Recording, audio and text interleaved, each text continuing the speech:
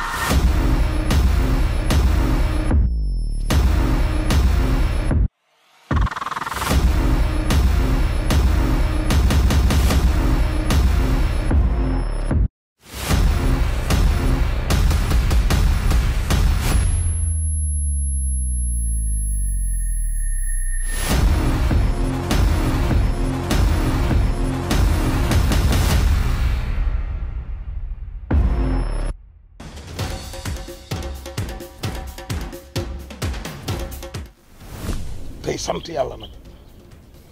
alhamdulilahi rabbil alamin na déwénati leen ala umma islamique. kontaan nañ sunu fan si suñu waajur yi tamit ñoo ngi leen di ñaanal yàlla suñu borom guddal seen fan parce que ñoom jeu bi nga xam ne dañu ñëw fii nii ci Villa Saraba di ko jeu mu jeu concours boo xam ne man ak moom ñoom sax dafa mel ñoom ñoo ko jeu. Fallou ak rek ak gars yi bañ a fër si ginaar yi daal waaye en tout cas comme d'habitude comme ni ngeen ko yàgg di féetee rek man moom je pense que j'ai rien à dire sur loolu. benn concert bi Niska lañ xamante non du caaxaan de date bi ban date la sax. 17 décembre 2017. waaye dama jantaloon nag xanaa maa waroon présenté concert Niska bi mag duuru bu gis ma rek ma fuus affaire bi jaaxal ma quoi comme raga mais maa ngi si kaw di waaj a annoncé ba jeg saa ba tourné ma ne booy dama waxal xale bi quoi xam nga rek genre yooyu. du noonu de xam nga ni moo tax nga laajte version madame.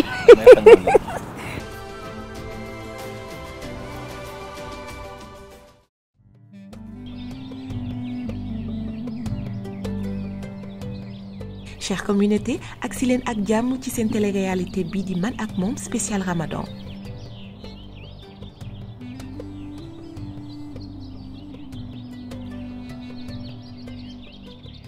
Comme ni ngeen ko gisee suñu couple yi dund nañu koor gi fii ci Villa Saraba d'une façon assez particulière gën nañu gëstu seen diine gis nañu ñu ragal koor ak ñoo xam ne PlayStation lañ doon dàkkee koor am na ñoo xam ne nag karmat nañ fi n'est-ce pas Marceline. waaw Bombilita loo doon xoolee ba sa alaaji bi karmat doy na waar daal waaye nag man waxtaan bi ma ëppal solo li fi professeur Djibi Diakhaté bàyyi ci ñëw bu mujj bi ci épisode passé ndax waxtaan nag couple yi waxtaan ci communication wane na ne lu am solo la ci biir néegu sëy nañ ci faral di bàyyi xel dama leen di ñaaxaat ngeen gën a voter pour seen couple préféré ndax wax naa leen ko challenge amul de waaye teewul compétition bi arrêté. waaye ku ni weeru koor wax weeru njéggal ak jaamu yàlla fii ci Villa Saraba nag on n'a pas dérogé à cette obligation ndax am nañ fi ay waxtaan yu neex ci wàllu diine ak ku mel ni oustaz Aliou Sall yu tontu ci ay laaj yu am solo si lu jëm si diine ak sëy. xam nga baatu 10 moo gën a neex a lire ci 0 1 li ko waral mooy 0 bi daan nangoo topp 1 moo tax jëkkër bu jabar toppee jëkkër rek day yomb léegi nag doom yum jur mooy topp ndigalam ci sàmmal ko alalam topp ndigal ci sàmmal ko am-amam sàmmal ko yéreem sàmmal ko biiram sàmmal ko sa bopp sàmmal ko yooyu yëpp nag ci biir la nekk jurul ko doom yaral ko doom ya daax digganteem ak mbokkam yi amoon xotti ko xettu ki ndax fi ne képp koo denc soxna am na ci sa mbokk yu koo xam ne peut-être bu sañoon sëy bii du am waaye loola da nga koy sàmm ba kenn du ko xam fu jigéen kii di togg di jox ñëpp day mujj ak kooku day dugg si muy may ñëpp parfum day mujj ak kooku day dugg si te bañ koo def ni ñu koy defee ci koor gi togg rek lu bare bari yóbbu ñu ne tey da ngay yóbbu suukaru koor loola mën naa la jël ndax moor xuj mi ko mënut day yàqal paate mi ko man yàqal moor xuj moo tax amoon na solo lool waaye fi nekk nii mi ngi bëgg a indi problème donc wareefu jigéen ci néegu sëyam mooy topp jëkkëram. waaye tamit dalal nañu kii ñuy woowee géwélu yonent bi di Moustapha Mbaye ñëw na woy na fi nabi ay woyu daw yaram. na bëgg yonent waaw ana soppa yonent ñoo tey ma way yonent ñoo ëllëg ma way yonent ma ni lii taxi makkaala loxo ca kaw li taxi makkaala ak leeraayi lamp ya ak ñu laayu kaabaga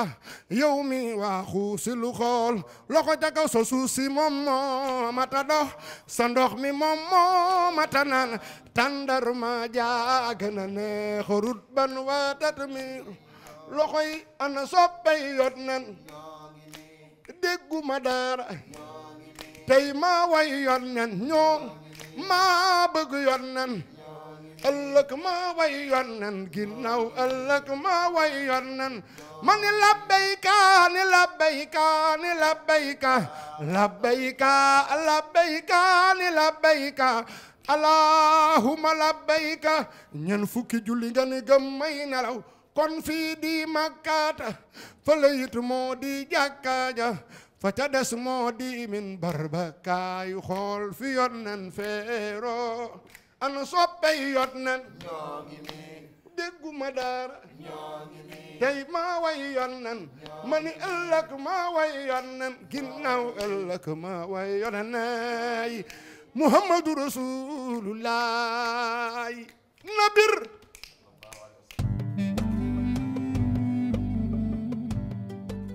Le professeur Diakhaté bi nga xam ne c'est un éminent sociologue ñëw na fii ci Villa Saraba am waxtaan bu am solo ak couple yi ci lépp luy dëgëral seen diggante. waxtaan bi dafa nekk ci mbirum sëy man dama ci bëggoon a tënk ci ñeenti point comme ça ñun ñëpp ñu garder ko ci lu gaaw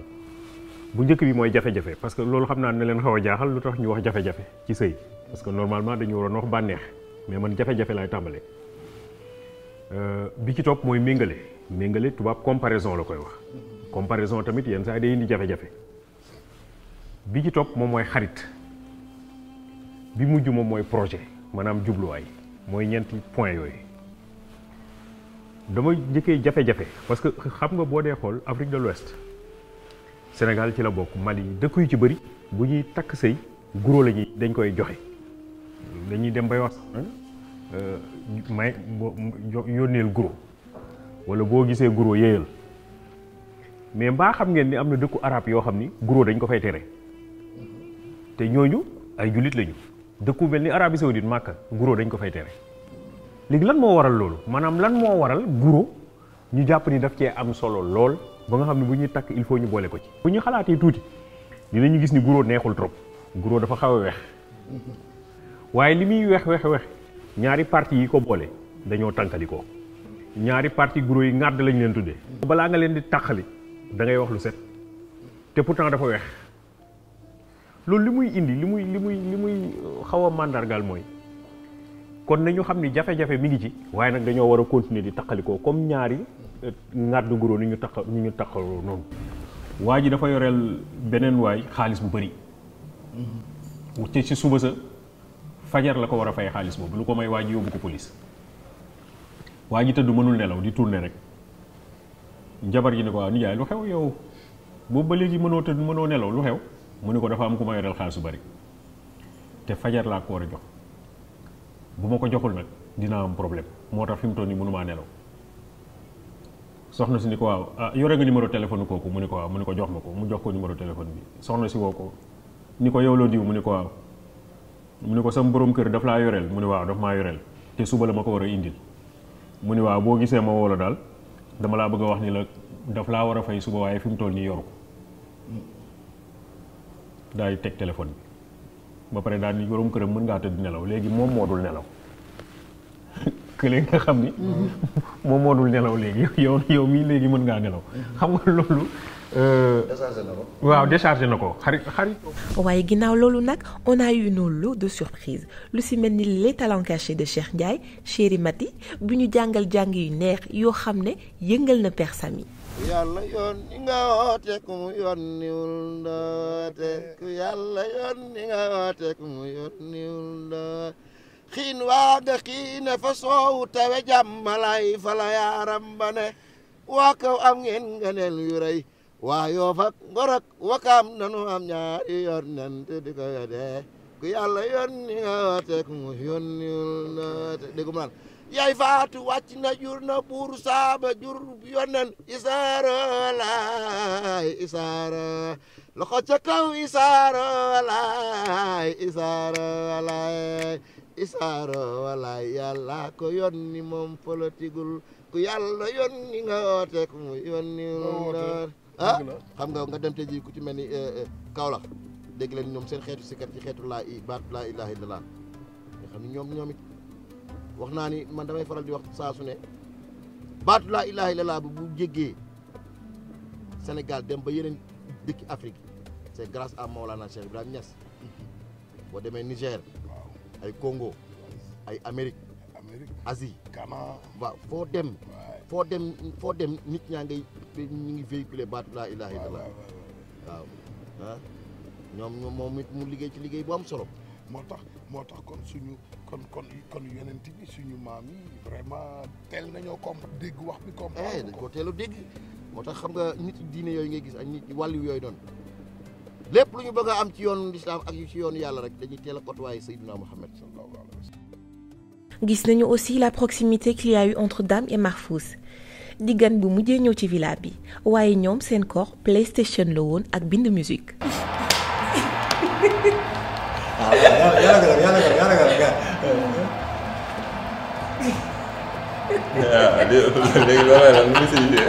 El maestro. ñu demee ci suñu jigéen ñi aussi am na nu ñu dundee koor gi ndax elles ont mis la compétition de côté durant le mois de Ramadan pour nekk benn ci villa bi togg nañu ay ndogu ensemble sous la direction de Mère Ngala.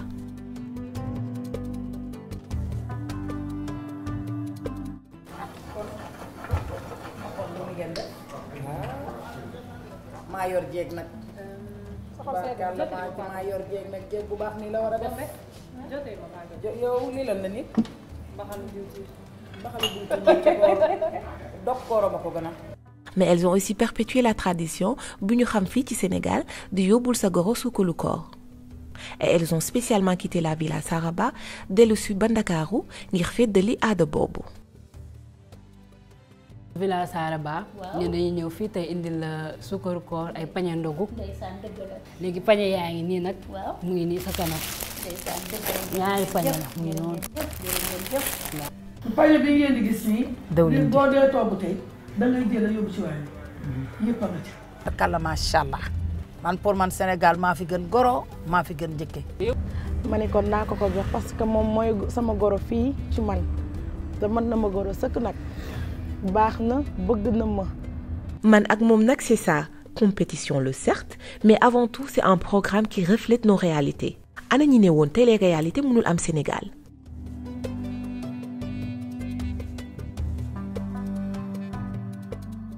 waaw ginnaaw loolu yëpp nag suñu couple yi lu ñuy wax seen fans yi ci njaxantalu koor gi.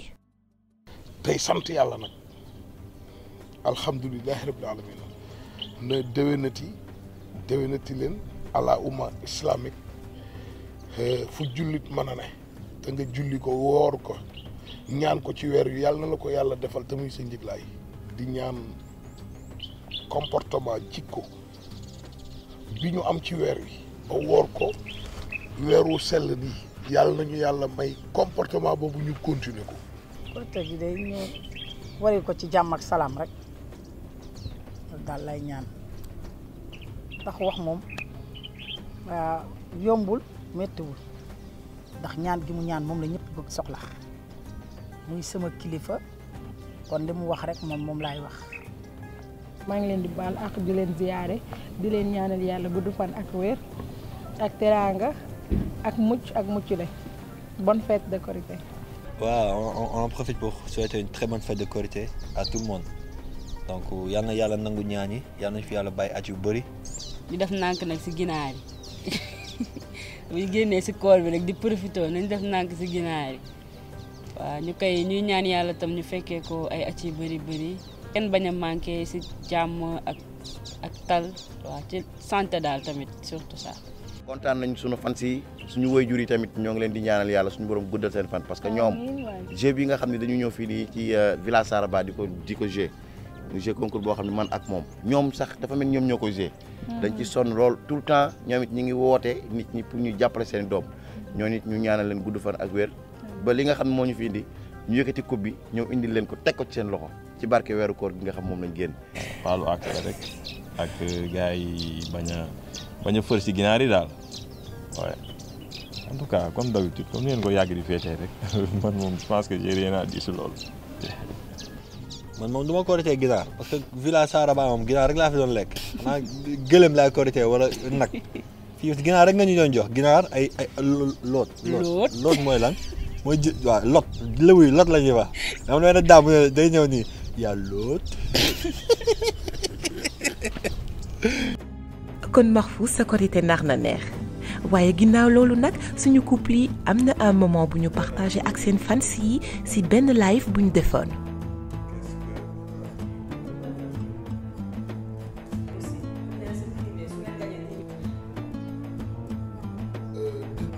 Cela a permis aux followers d'en connaître beaucoup plus ci seen couple yi tontu ay questions yu personnelles et tout ça dans la bonne ambiance ak ruube bu bëri surtout envers les célibataires. yaay seen noonu kay ngay wax. yow kay yaay seen noonu. sa jabar di naan célibataire.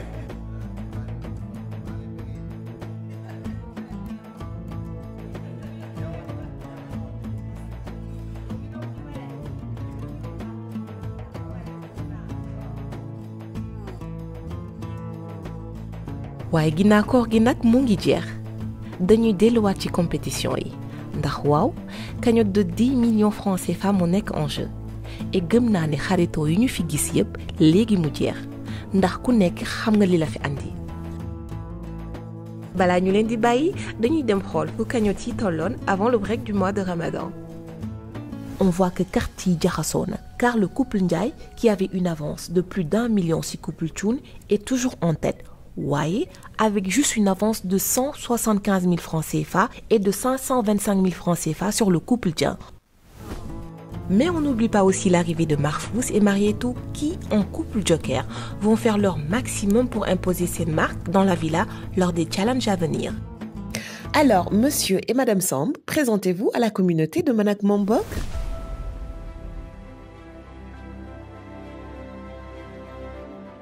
benn concert Niska lañ xamante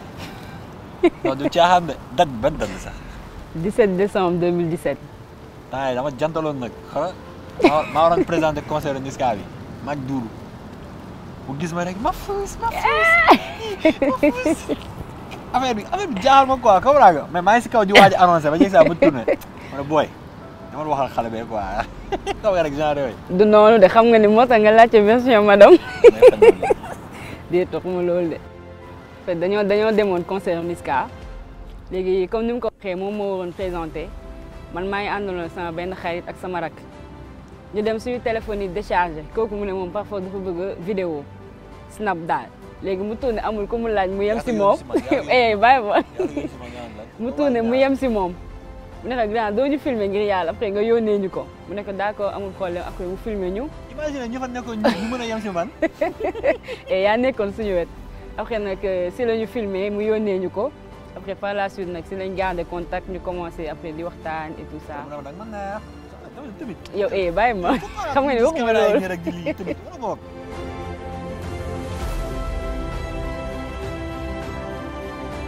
man je le voyais comme artiste bu mu doon je pensais xalaatuma woon ni dara dina am suñu diggante nekkul woon sax sama xel. non ma ko gis rek ne sama yaay doom a ngi non doy caaxaan de barki sëñ bi ma ko gis rek ne sama yaay doom a ngi xool yàlla li muy def. amul premier pas de ça s'est fait comme ça rek. bon. man fan xam nga rek les filles la majeure partie des filles sénégalaises xam nga rek genre elles attendent toujours que tu fasses le premier pas ñu toog tout le temps di xaar dina ñëw comprendre après ma xaw a ñëw tuuti man de ma ne dina ñëw comprendre mu xaw a ñëw tuuti après ñu ñëw ba fii quoi yaa am gën a xam yaa un matin dama na yow di yóbbu sama doom pour mu jàngi YouTube bloqué ma quoi YouTube ma jotee avertissement YouTube ñu tëj sama compte YouTube mais genre j'étais tellement sous pression ma tiit quoi parce que YouTube rek laa am quoi youtubeur laa ma tiit man ma yàlla baax na quoi gëm ko rek kenn du tëj sa chaîne YouTube quoi joobal après bon c'était un jour boo xamante ne marqué na ma quoi ma xam ne kii vraiment elle est impliquée sama liggéey.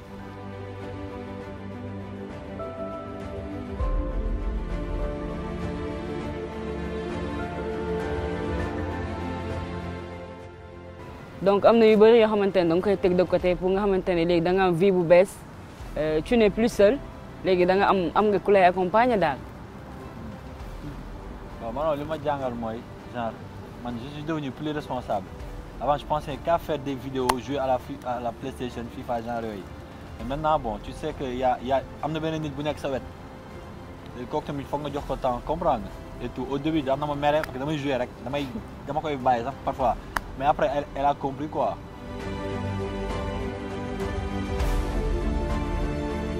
ba pare du ibaadu mais teg na ma ci yoon quoi comprendre teg na ma ci yoon su ma julliwul mu ñëw rappel ma julli soo amee ko commenter parfois moom mooy tontu commentaire mooy lire sama message donc en grosso modo sama benn manager la. trois qualités baax gentillesse ubbeeku def ñëpp comme moom. du wan benn nit que ni man maa la sutee dara wala man kii laa wala kee dafa wàccee boppam tolloo ak ñëpp. jalousie qualité wala défaut. jalousie mën naa ko boole si qualité yi waaw moom dafa jalouse mais maintenant xam nga ku ñaawoon bu rafetee léegi comprendre nga genre léegi dama rafet. elle est ouverte moom tamit elle est ouverte elle est serviable elle est accueillante. après yaayam WhatsApp lañ commencé woon di waxtaan parce que moom nekkul Sénégal mais maamam mu ngi fi maamam bu góor ak bu jigéen donc ñoom ñu ngi fi ay nit yu baax vraiment ma ñëw ñu def ma comme niñ ko jàppee moom noonu lañ ma jàppee wax dëgg yàlla. moom bon ma laa ñëw seen temps moto laa yoroon ma laa ñëw gaar ci bunt bi taxaw ba ñu paam fekk ma si bunt bi booy man dafa yor caaxaan yi nekkuma fi de bu da ngaa bëgg da ngay dugg si gàlle bi. ay ñëw di doxaan di toog ci bunt bi yooyu nekkuma si de après affaire bi motivé ma quoi comprendre nga ma ne bon il est temps ma fas jom takk ko c'est ça quoi.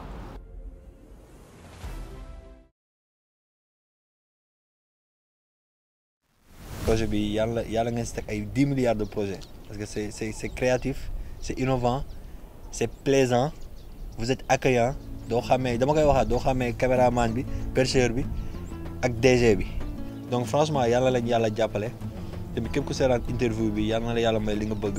te àdduna moom lépp si respect lay xewee dañuy maintien loolu bañ yàkkamti dara ku yàlla new tay la. vraiment di kontaan nag ci équipe bi ñu ne ci caméra yi ñu ne ci son yi ñu ne ci liggéey bu xaraj bi ngeen di liggéey ba nit ñi mën a toog ci seen i salle ak ci seen i nekk di ko seetaan te duñu gis benn grain amul benn full ñu xam ne ñii liggéey ay jàmbaar lañ et puis gënal leen a dëgëral. ba li ñu bëgg ci liggéey bi yëpp yàlla defal leen ko ci barke Seydina Mohamed. dugg nañ ci koor gi ak bismillah ñu ngi ciy génn ak alhamdulillah yàlla ñu yàlla nangul suñu ñaan on vous donne rendez-vous très bientôt pour la reprise des challenges dans Man ak Mom.